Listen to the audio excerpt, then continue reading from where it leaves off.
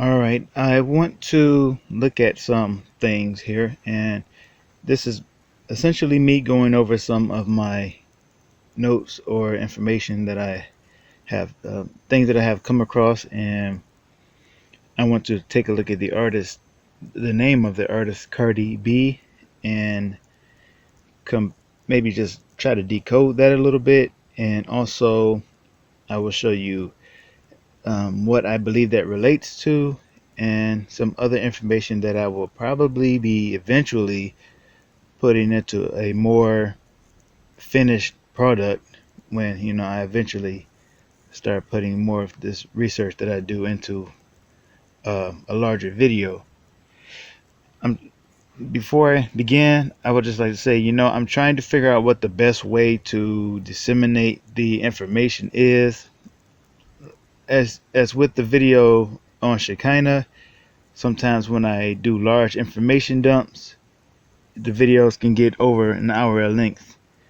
And I notice that those are the videos that are hardest for people to get through. So I'm really trying to figure out what the best way to to release information to people is. I don't know whether it's in small chunks, if it's in more of a formal format, or if it's in more of a loose kind of format, smaller times or longer times. I don't really know. So, um, right now I am just, if you can tell, I'm just kind of just freewheeling because I really don't know what's the best way to go about things anyway. So going on with Cardi B here. Cardi B, just like what's her name? What's that girl's name? Well, his or her name, Miley Cyrus, right? Is known for sticking out her tongue. That's what she does, and that's what a lot of artists do because they're mimicking Kali, like Kali as in California, Kali fornication, right? Fornicating with the goddess Kali. And so I believe that Cardi is actually a play on the name Kali, which is why she sticks out her tongue. And the B in her last name indicates her well, I think it's a reference to the bee, and that is a symbol for a priest or a priestess. And I will show you some things on that. So as far as Cardi B's name goes, that's pretty much, I think, the I could be wrong, but I think that's the meaning of it. And of course, Kali is the one who was depicted on the Empire State Building with her tongue sticking out.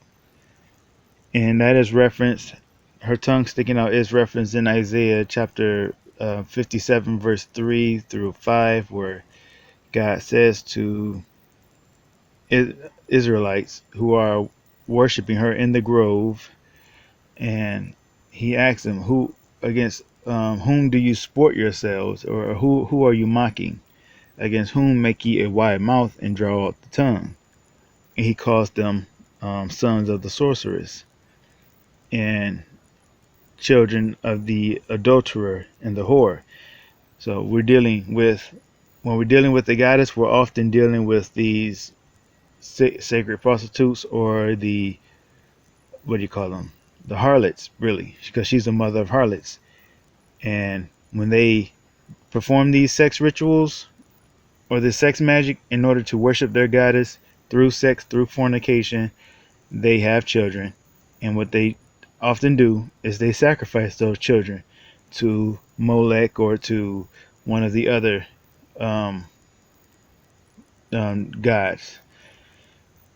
And this is why, also further down in that verse in Isaiah chapter 57, further down in that chapter, God says that they slay the children in the valleys under the clefts of the rocks, or in the caves. They slay the children.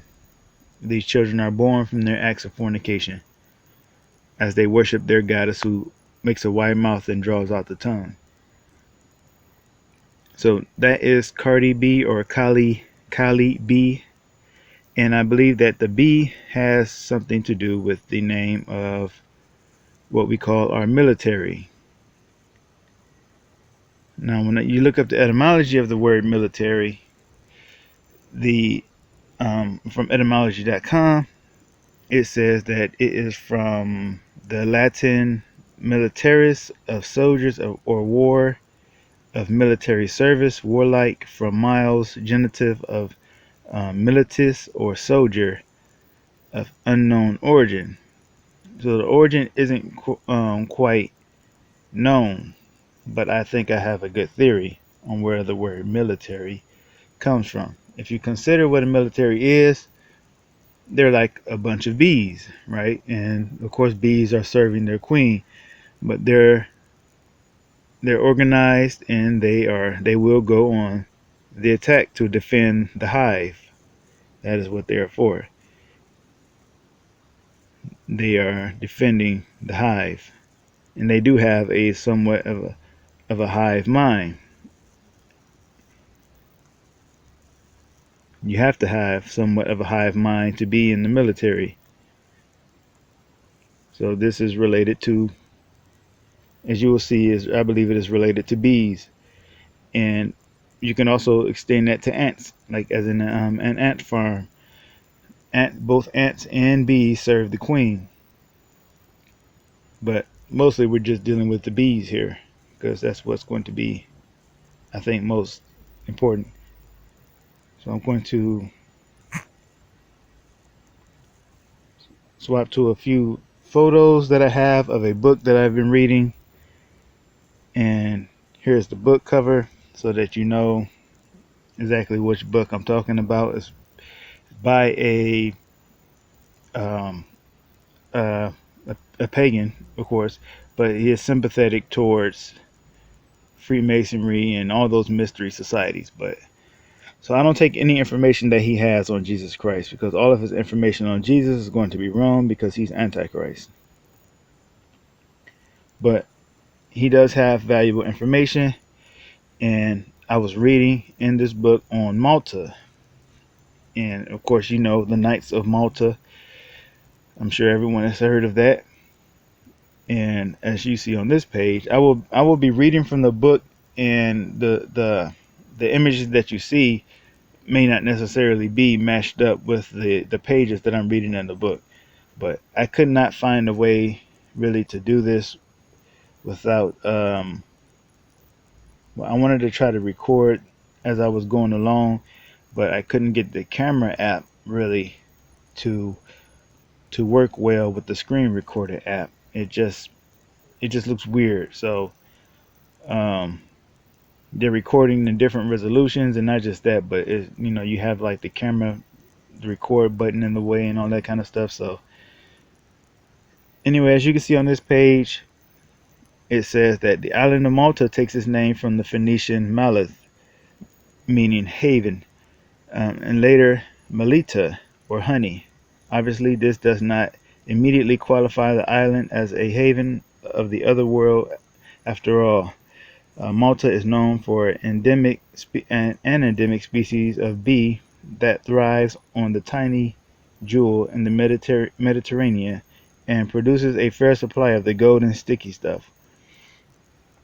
Let me see. I think, okay, so Malta, which probably got its name from Melita, right? And Melita, you think of Melita, you think military, and this is related to bees, as we will see as I read in this book. So this is page 88. As you can see, they have the underground chambers, which are often built into mounds, such as mounds or high places, right? These represent the womb of of Mother Earth, and this is why they have so many images of these mother goddesses around. Way back before you could find any images of any male gods, because our God, the true God, commanded that no images should be made of him. So there was only pagans creating images of their goddess. And during these earlier periods of man's history, the the male patriarchal gods hadn't quite taken hold yet. So I think this is only a result of the flood, by God eliminating a lot of the wickedness that was on the earth with the flood. This eventually, I think, caused a shift, especially after the survivors of the flood, Noah and his sons and their wives, knew that there was a God, and that he was male. In order for this Queen of Heaven worship to really continue to thrive, there had to be some male counterparts to the female in order for this to continue to excel in this post flood world, if that makes any sense.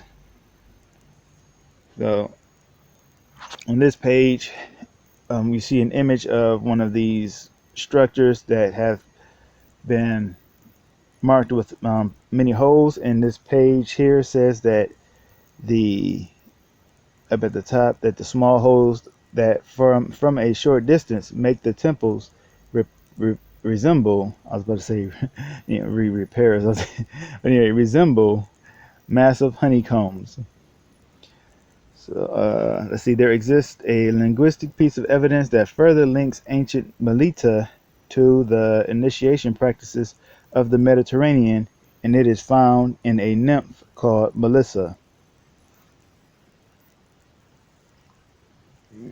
Let's see here. The Greek historian Porphyry describes how in the temple presided by Artemis, Demeter, or Cybele, the priestesses in attendance were called Melissa or Melissae or something like that, which means the bees, and that this insect came to be associated with the concept of periodic regeneration by the manner in which the Melissa or Melissae inherited their title from Greek mythology. Now, the bees, of course, as I have covered in the video about the Illuminati's Queen Bee, of course, is really, you find that quite often in the Catholic Church. Their altars and their clothes, they're all wearing symbols of bees. Now, what does a bee have to do with Christianity? Now, they will probably claim it's because the John the Baptist survived up to locusts and honey. That would probably be their explanation. But I think, in truth, they are priests or priestesses, as I found out that there was actually a female pope before. I mean, at least one that was known. I saw a David Carrico video on that, which it was pretty surprising. There was actually, and they found out that she was female when she actually went into labor and had birth, and they, of course, they killed her when they found out that she had deceived them and that she was actually a woman. But I should provide you a link to that video by David Carrico. I don't believe everything he says, but that was a pretty fascinating video. But anyway, so the popes in the Catholic Church are surrounded by that bee imagery because it represents regeneration. It's part of the mystery cults, and the priests and the priestesses of the goddess were symbolized by bees. See here. Well, let me continue to read. So Melissa was one of a group of bee nymphs whose duty was to teach civilizing behaviors and bring men out of their state of ignorance. And that is what the illumination or the mystery is all about, right? That is the resurrection of the spirit from the flesh, or the chains of darkness, as Jonathan Kleck would try to put it. That the darkness or the state of ignorance, that is the sun rising out of the earth or resurrecting out of the earth again. Of course, the sun is a symbol for the spirit, a symbol for man in his state of being trapped in mortal flesh and trapped in ignorance. And the rising sun is a symbol of the enlightenment, and not only that, but the ascension into godhood, which is the resurrection to eternal life, and the resurrection of the spirit from the grave, or from the mortal flesh. I'm just explaining to you their symbols and what they mean. That's what the sun represents to them. Let's see here. Where was I? Lost my place. Oh yeah, antiquarian. I don't know some of these words. Messier's account of Melissa gives a good picture of her function in this respect. According to the folklore, Melissa was the first to find the was the first to find the honeycomb, taste it, and then mix it with water for a beverage. She taught others to do this, and thus the bee was named for her. All right, I think that's long enough on that one. Let's see what else. In the 6th century, where is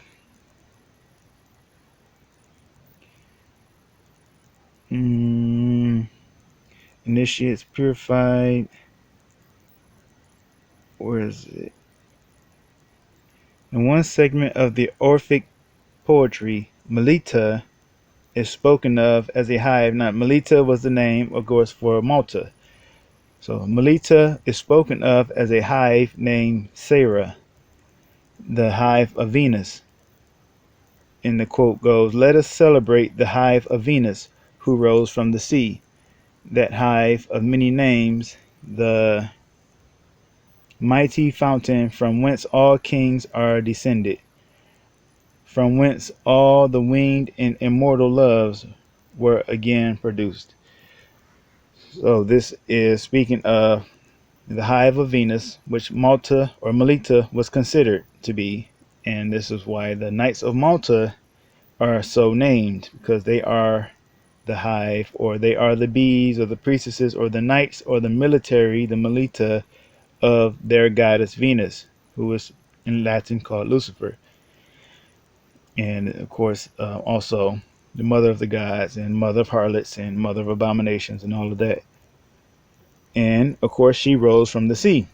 She was the Scarlet Woman. She had red hair. According to the mythology, she had red hair. She was a Scarlet Woman, and she rose out of the sea. So this is why I say that when the dragon, not the dragon, but when the beast comes out of the sea, and there's a woman riding that beast, that woman, who is Venus, came out of the sea with him. The sea is often referenced as a passageway to the underworld, or to the other world, which is why when Jesus cast out the legion from the man, they asked the Lord, "Let us go into the pigs." And then all those demons left the man and went into the pigs. And what did they do next? They ran down into the sea and drowned in the sea. Now, to me, I'm looking at that and I'm thinking, knowing what I know about some of the mythology about the sea, and that the fact that it's considered a passageway to the other world, those spirits were escaping through the sea to the other world on their own terms. They didn't want Jesus Christ to cast them out. They escaped. He allowed them to go, and they went on their own into the sea. And the pigs drowned, but I think they passed into the other world. In the abyss is another reference to the sea. So let me see here. Well, with that, so Sarah was synonymous with the goddess Demeter, and once again, Sarah is a. Let's just go back before I'm lose. Oh, here we go. Melita was spoken of as a hive named Sarah, the hive of Venus. All right, so on this page, skipping past the first two lines, Sarah was synonymous with the goddess Demeter, whose temples were referred to as houses of Melita, or houses of military, right? Just as in earlier times, Melita, or my lady, which is another term that they refer to her as, my lady or our lady, Melita was the Venus of the Babylonians. Venus or Ishtar or Inanna, as she was known in Babylon. So I think that was the last image that I had. I know there were some things in this book that I wanted to read. It's going to be a little tricky. I don't know if I can get it done with this phone in my hand.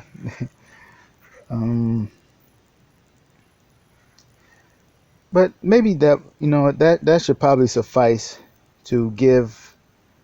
I may end up regretting later that I didn't talk about it, but um, like yesterday, I made a video about Sirius, right? I made a video about Sirius, and I knew that Iris was also a goddess associated with the eye, and um, the point of that Sirius video was to talk about the rainbow and the rainbow colors, because I believe that Sirius is the what was referred to by the Beatles as the kaleidoscope eye. The eye that, or the eyes that Lucy in the Sky with Diamonds had. They said that she was a girl with kaleidoscope eyes, and Sirius is called the rainbow star because it flashes many colors, just like the song by the Rolling Stones. She comes in colors. And they talk about all the colors that she has. And so Sirius, and it looks like an eye, it looks like an iris. And I knew that Iris was the goddess whose name actually means eye. And not only that, but guess what? She was the goddess of rainbows. And I didn't put that in the video. And then now I'm thinking about it, I said, man, that was stupid. I should have did it. So anyway, I've got off track again. So let me just end this video. So thank you all for listening. Thank you for watching. I hope you are edified by it, even though it's kind of loose and crazy and all that. So Jesus bless you. And in the symbolism of the name Cortana, which is based off of Cortana, we have both justice and mercy also signified.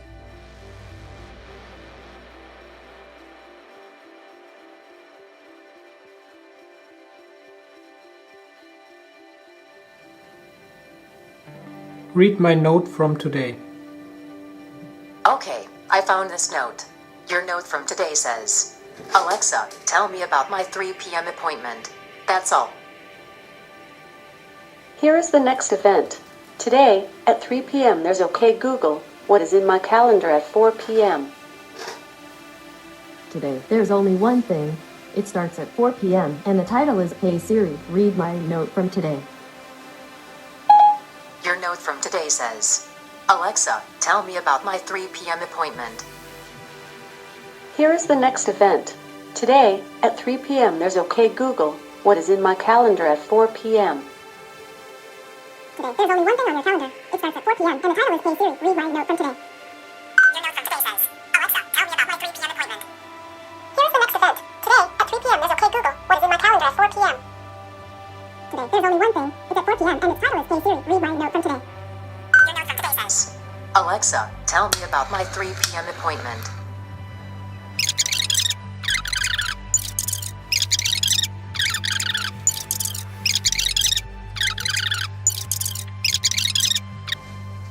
Your note from today says, Alexa, tell me about my 3 p.m. appointment. Here is the next event.